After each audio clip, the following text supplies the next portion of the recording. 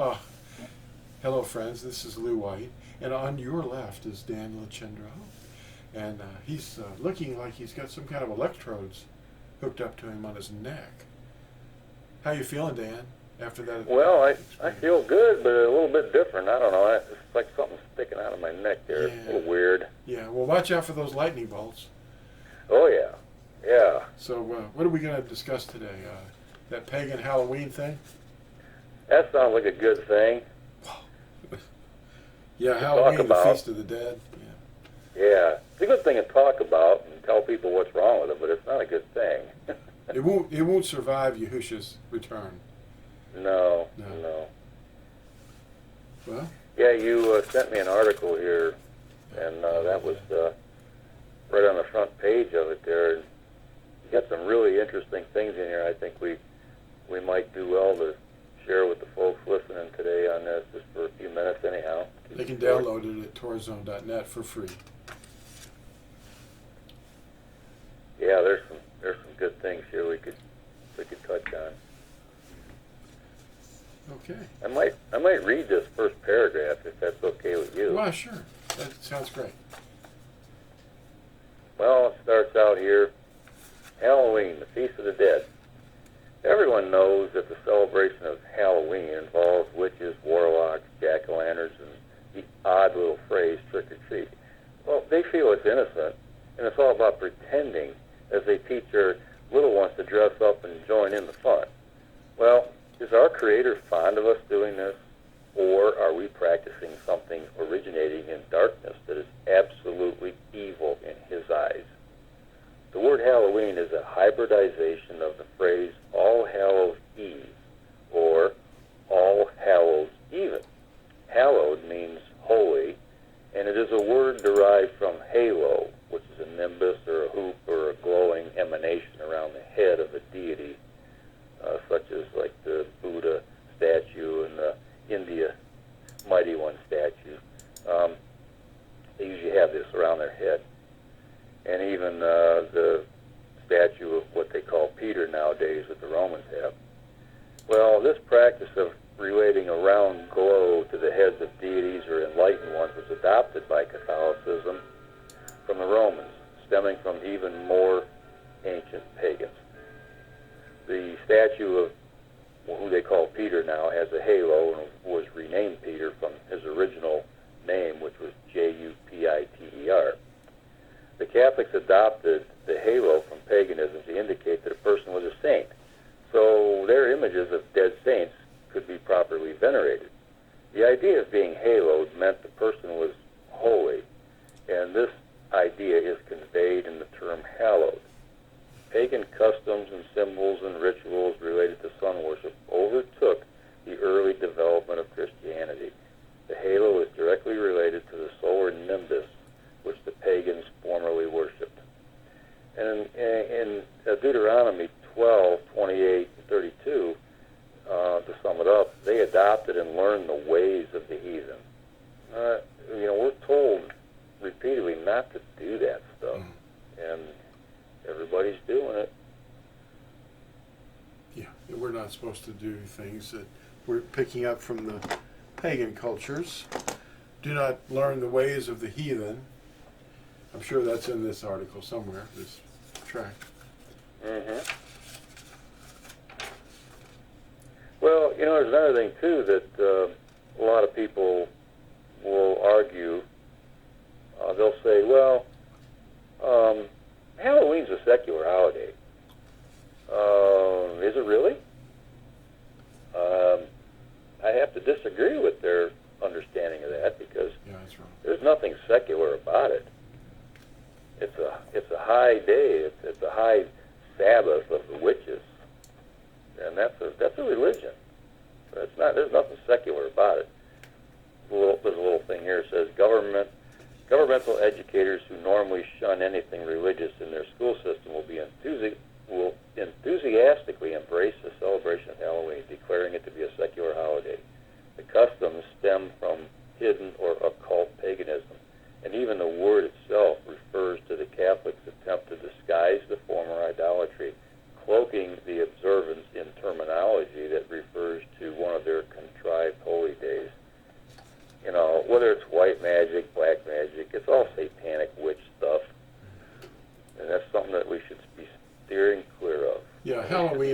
coming from the Catholics' transference of, well, they invented their own, as you said, holy day called All Saints' Day, which was actually something they shifted from earlier in the year to later in the year when things started to die and the northern hemisphere.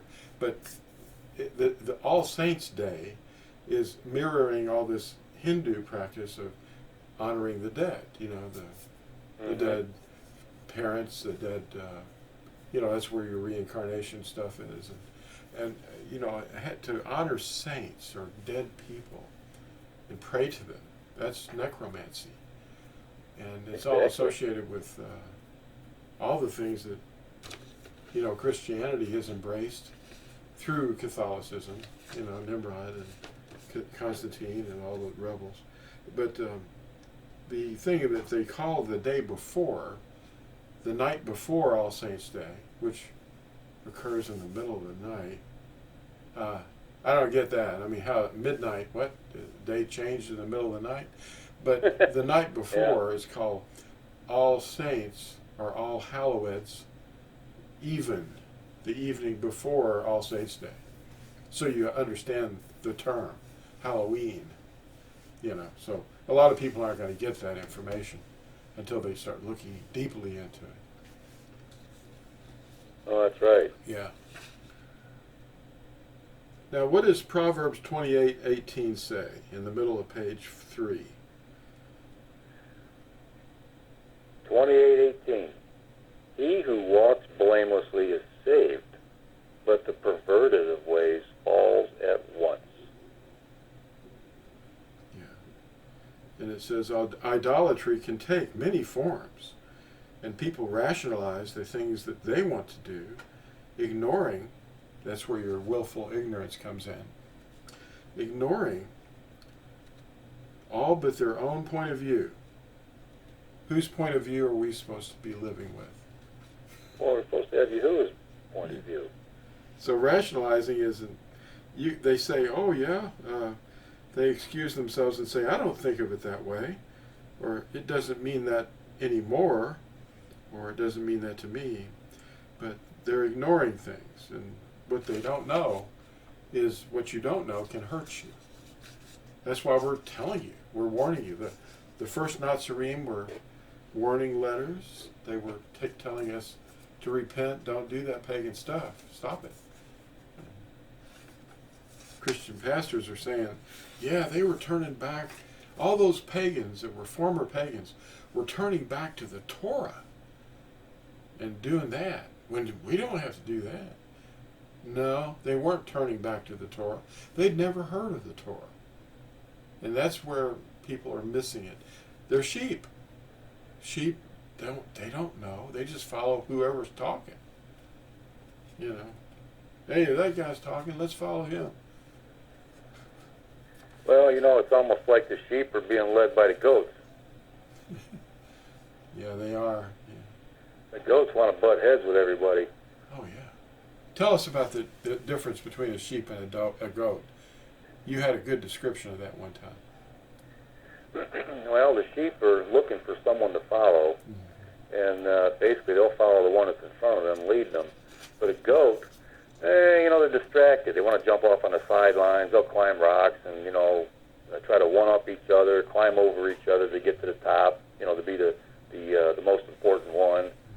And they're not easily led. I was raised on a farm, and there was a big difference between sheep and goats. I mean, the sheep would follow me into the barn with no problem, but the goats, it's like you're constantly after them. Uh-huh. They want to do their own thing their own way, and that's exactly what we're seeing in people today. It's amazing. Yeah, it is.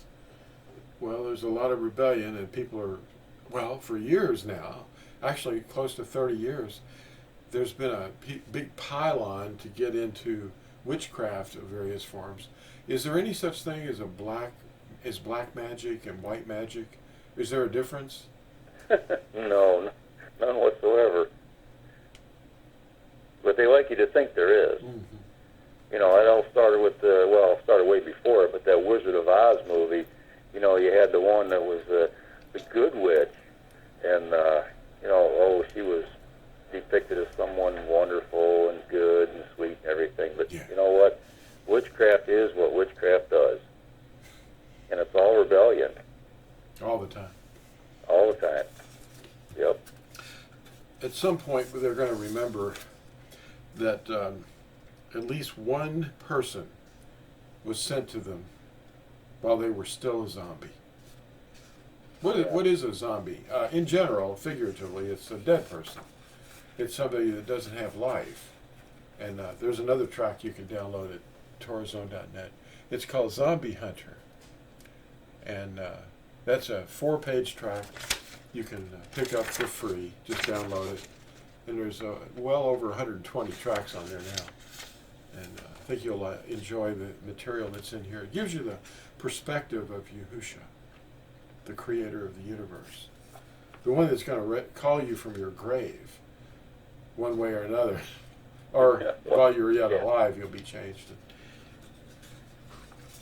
That's right. Yeah. You know, and you think about all these scary things, you know. If you remember back when you were a little kid, you know, you and I went through all this stuff when we were being raised up, and all the scary things, you know, the monster hiding in the closet or under the bed, and, you know, this Halloween stuff, and you're always looking over your shoulder when you're running down a dark street at night dragging a pillowcase collecting candy. Well, something far scarier than any ghost story is found at Yael or Joel 2. Yes.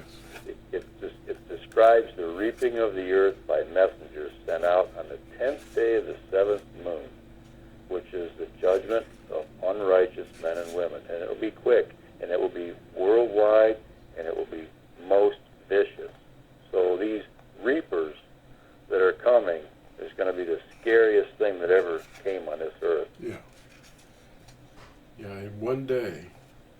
Yep. They're told to pray that they'll be left behind. Or no, they don't want to be left behind in the Christian circus.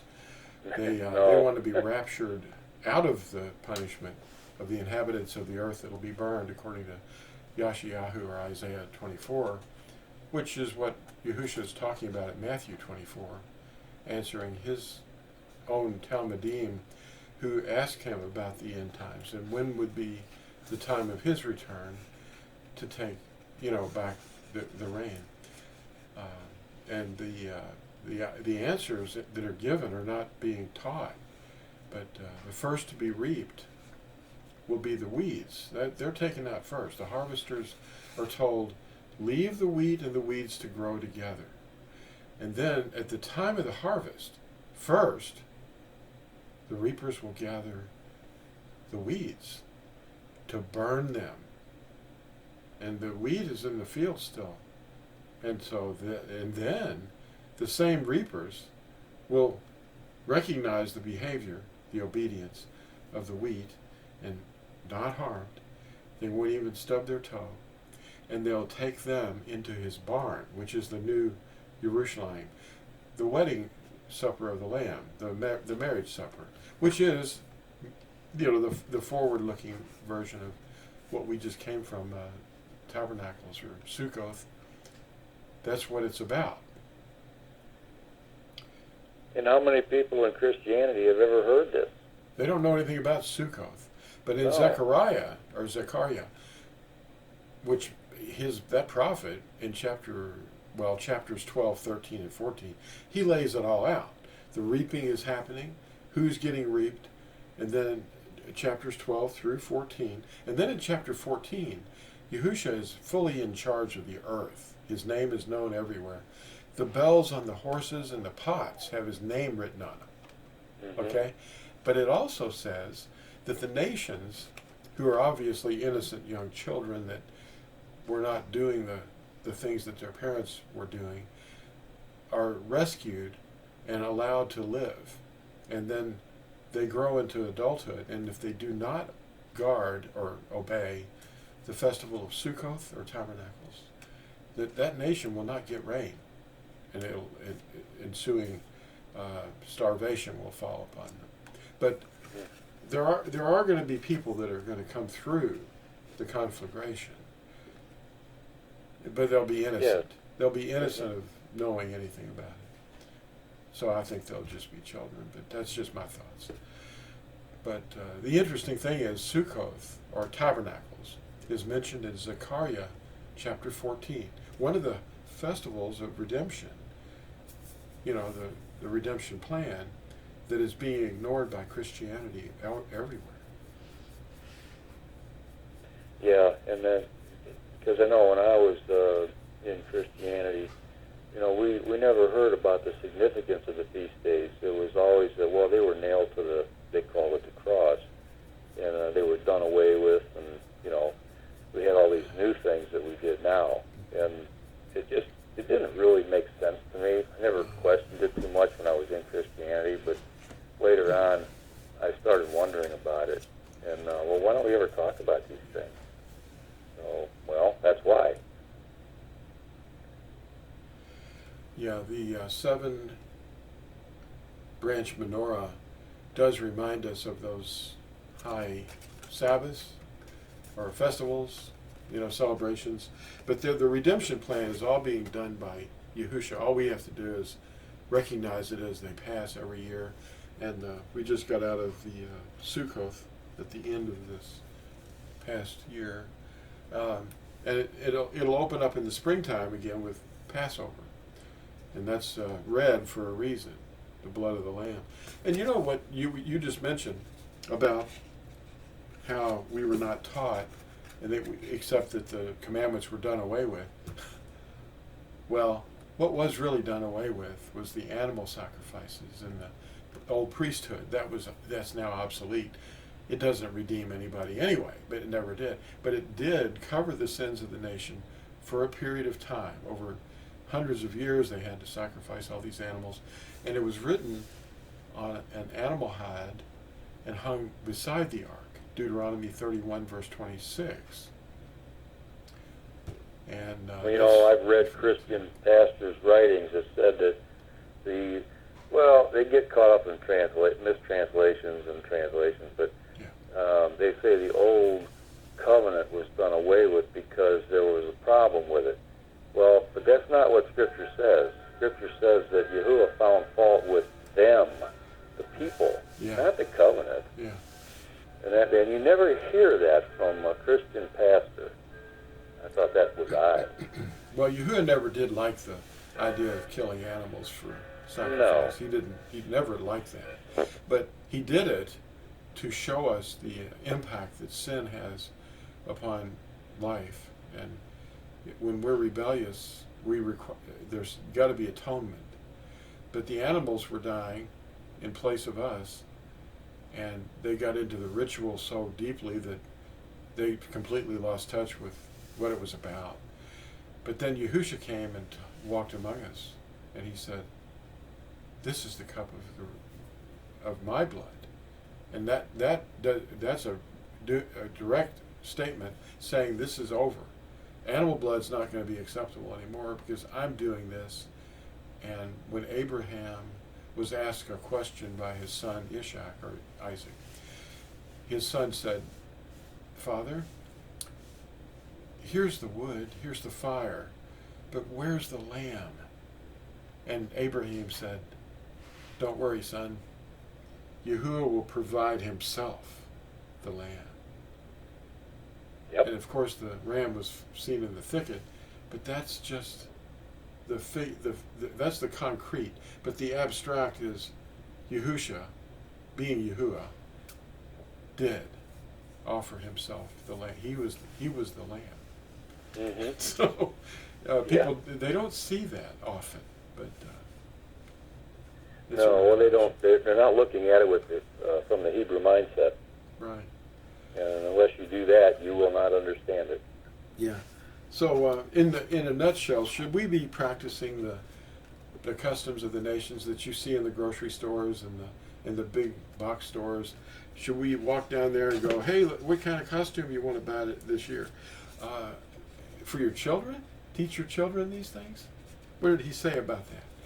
It would be better if a person had never been born, or to have a millstone around their neck and cast into the depths of the sea, rather than mislead one of these little children.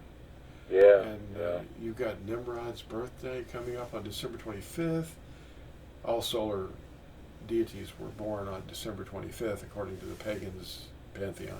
And then the Bunny Rabbit Festival. It's all about fertility, all the time. Mother's Day, Yep, Father's Day, and it's even always birthdays. it's always in your face too, you know. Always. And they run that stuff through you. And Revelation talks about the merchants that will be howling and crying and saying, we can't sell this stuff anymore. These people aren't buying it. Yeah, yeah. It's worthless. It's always been worthless. But you have to ask yourself, are you really willing to stand before the Creator and say, yeah, I kind of did do that, and I also taught my children to do it? What are we passing down to our children? Are we passing down the thing that Deuteronomy 4, 5, and 6 are telling us? The commandments? Or are we teaching No, we're passing down the filth of the nations Yeah. in the cup of abomination. Pastors are supposed to warn their flocks, but they're afraid. Oh, if I say anything, I have to tear that steeple down. It won't look like what they're used to. Well, you know, a really sobering statement here for all the pastors and teachers out there is that judgment starts in the house of Yahuwah. Mm-hmm. So, you know, it's like when you're a teacher of people, when you are someone who is leading people, if you're leading them astray, I don't know, I wouldn't want to be in their shoes. Well, that's because we've been given a commission orders to teach the name and to guard everything that we were commanded to guard. So that's what we're going to have to do from now on. Just get with the program. And the persecution will come. Your family first. They're all going to say, what's going on with you? You're backsliding or something. What happened to you? You got involved with a cult. No, the cult has been the big, full-blown cult. The culture of heathenism is everywhere. That's why he's coming to burn it. That's right. It's not going to go away easily. No. All right. Well, you want to wrap it up with any other comment before we close? Well, I think that pretty much sums it up right there, Lou. We said quite a bit. Well, get this book, The Reapers, when it's not Sabbath. Order one. It's at Lew White's Amazon. Amazon, yeah. Just look for the author's page. Or tourzone.net. But thanks for watching, everybody. And thank you, Dan. This is really kind of you to participate in these videos. Oh, thanks for asking. I always look forward to that. Okay. Well, bye, everybody, and be sure to watch for our videos and like and subscribe. Bye.